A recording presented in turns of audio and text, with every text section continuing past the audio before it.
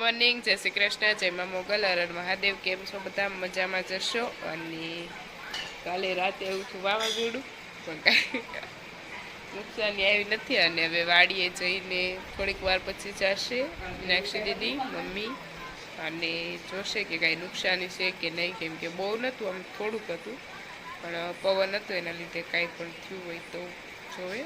અને જોઈએ આગળ શું કરીએ આખો દિવસે. આપણે અત્યારમાં બનાવવાની છે ચકરી ઘઉંના લોટની, અને એના માટે લોટ સ્ટીમ કરવો પડે પહેલાં. એટલે કોટનના કાપડમાં આપણે સ્ટીમ કરવા મૂકી દીધો. અને અહીંયા મરચી પીલવાનું થઈ ગયું છે કામ ચાલુ, અને મરચીની પેસ્ટ થઈ ગઈ તૈયાર, અને 15 મિનિટ માટે સ્ટીમ થવા માટે મૂકી દીધો. એન્ડ ફાઇનલી સ્ટીમ થઈ ગયો છે. અને હવે અમે થોડીક વારમાં લોટ બાંધવાની કરવાનું છે તૈયાર, અને થઈ જશે થોડીક સમયમાં રેડી.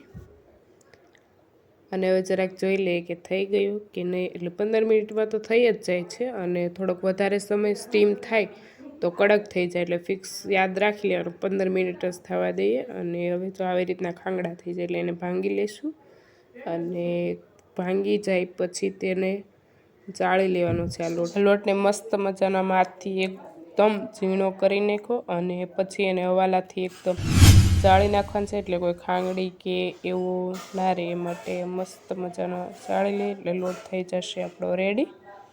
અને પછી એની અંદર નાખી દેવાનું છે દહીં, તલ, પછી જે પેસ્ટ તૈયાર કરેલી છે તે પેસ્ટ, અને ધાણા જીરું, હળદર, અને એ બધા મસાલા આપણે એડ કરી દેવાના છે. અને નિમક બધું ટેસ્ટ પ્રમાણે એડ થઈ જાય પછી તેનું આપણે લોટ બાંધી દઈશું. જશે મીઠું થોડુંક દહીં નાખીએ એટલે એનાથી છે ને એકદમ ક્રિસ્પી થાય.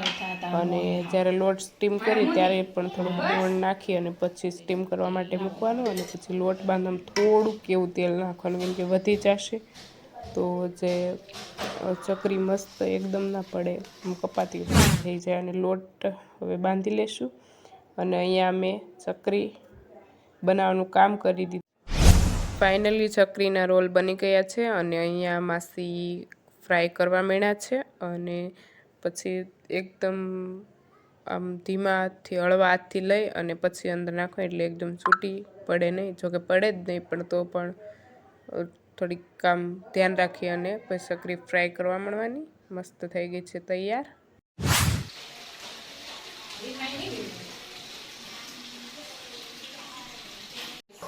વરસાદ અત્યારમાં જોરદાર ચાલુ છે, અને અહીંયા ફ્રાય કરવાનું પણ કામ ચાલુ છે, અને વરસાદ પણ આવે છે. અને માસીના ઘરે આવી ગયા છીએ, અને ચકરી પાડવાનું કામ હતું ચાલુ, અને ફાઇનલી પડી ગઈ ચકરી.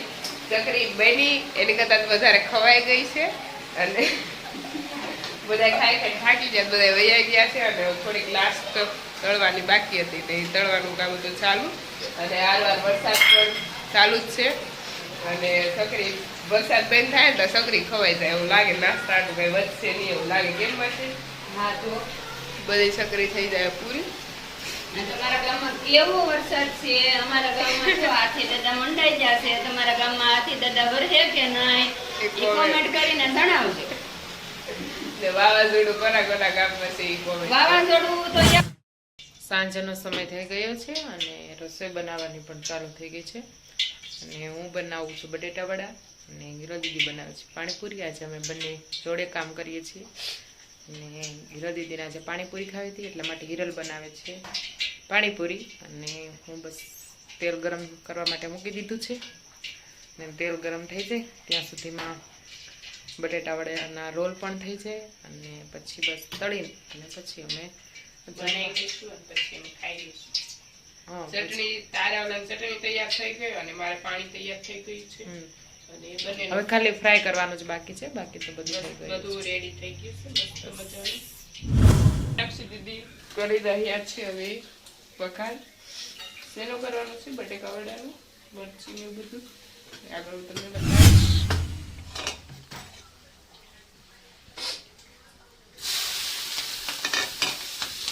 તમે મીનાક્ષી દીદી બનાવવા માંડ્યા છે.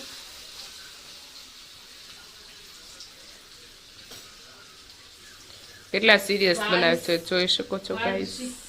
કેટલા સિરિયસ થી બનાવે છે.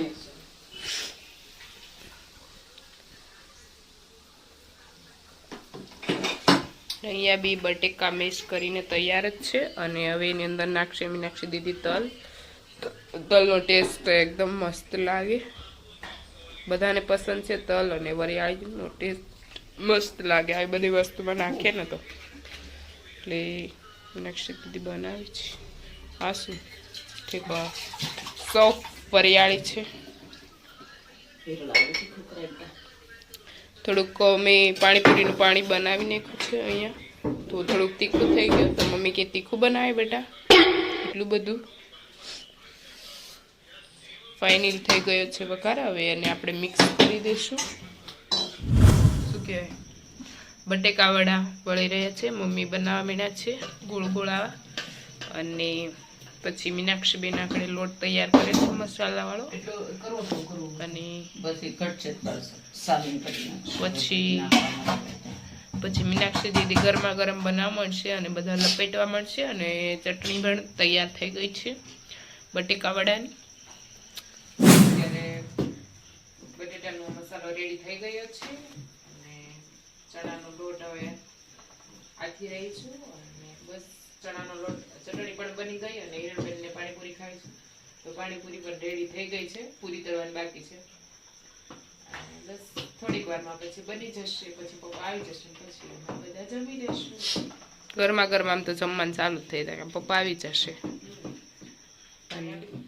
વરસાદ છે અને ગરમા ગરમ ખાવાના છે આપણે બટેકા વડા. એક પેલું એક જ નાખવાનું, તે લાવ્યું ન થયું એ જોવા માટે. અને એ છે રોલ મસ્ત તૈયાર.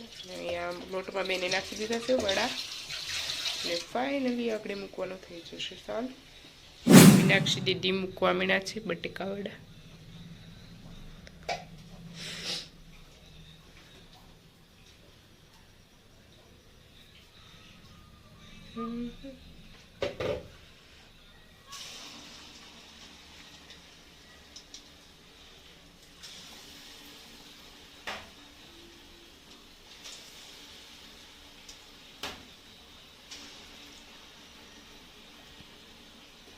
એ બી ટેલેન્ટ કહેવાય, તેલ ઉડેડ વગેરે નાખીને. આ શું કહેતી મોટી બેન, સાચું મીનાક્ષી દીદી?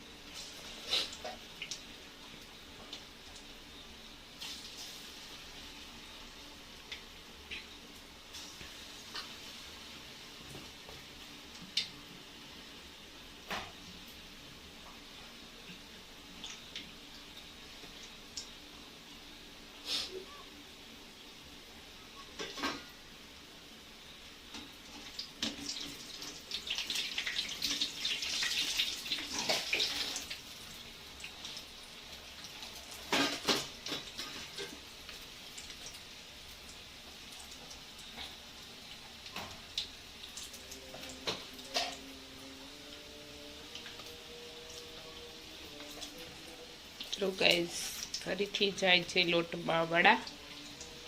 વડાભાઈ જાય છે.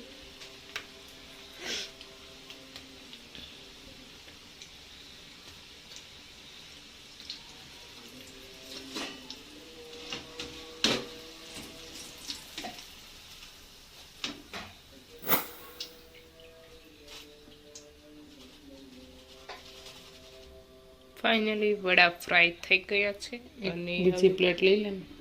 હવે આમાં ખાલી ઉલપાને જમવા માટે આપી દઈશું. ઓકે, તમને મારો બ્લોગ ગમ્યો હશે અને કાલે મળીએ નવા બ્લોગ સાથે. જે બી લોકો નવા હોય તો લાઈક, શેર એન્ડ સબસ્ક્રાઈબ કરવાનું ભૂલતા નહીં. Bye bye. જય મા મોગલ, હર હર મહાદેવ.